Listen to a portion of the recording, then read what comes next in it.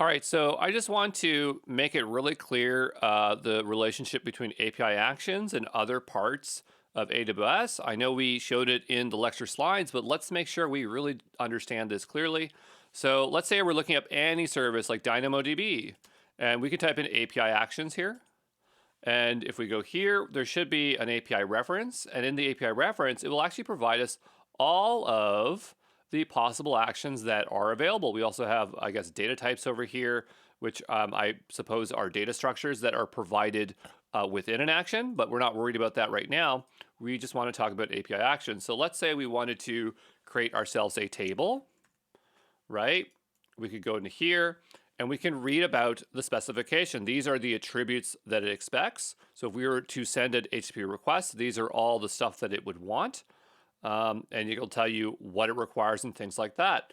Now let's go take a look at what this looks like when we go to the AWS CLI. So we type in AWS CLI version 2, since I really don't want version 1. And we click into here. We'll go to the AWS logo. We're going to search for DynamoDB. And in here, you'll notice the available commands more or less match up to actions. The reason I say more or less is that I don't know 100% sure if they do, but they sure look like they do. So let's just confirm that and see. We have batch execute statement, batch execute statement. If we go all the way to the bottom, the last one is wizard.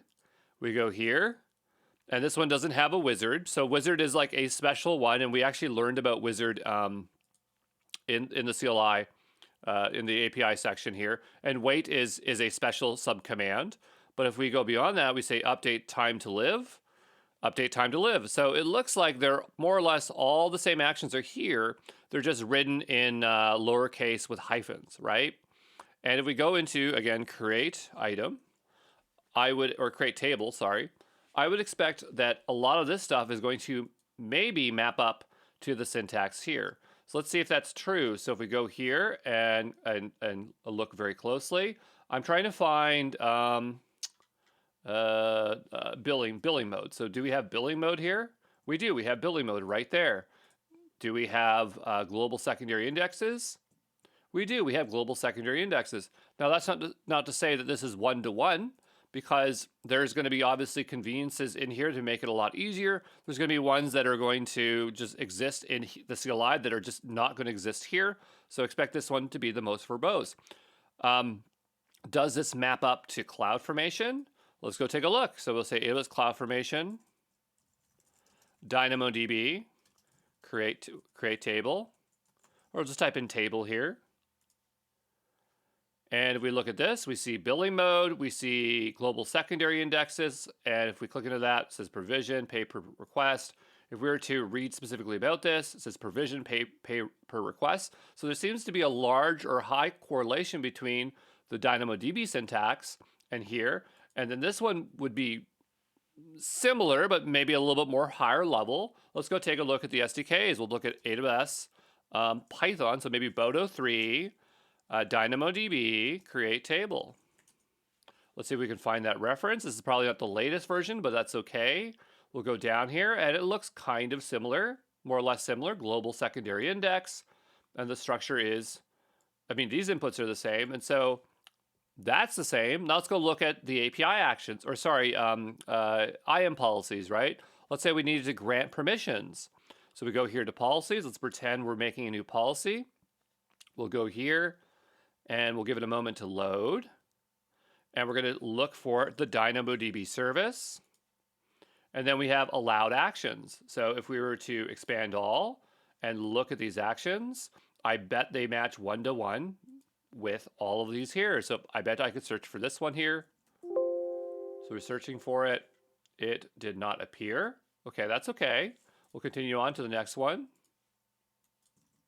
There it is. Batch get item. Batch write item. Do we have create backup? Create backup. So more or less they should all be there. Why isn't this one here? It might have to do with the nature of what this is.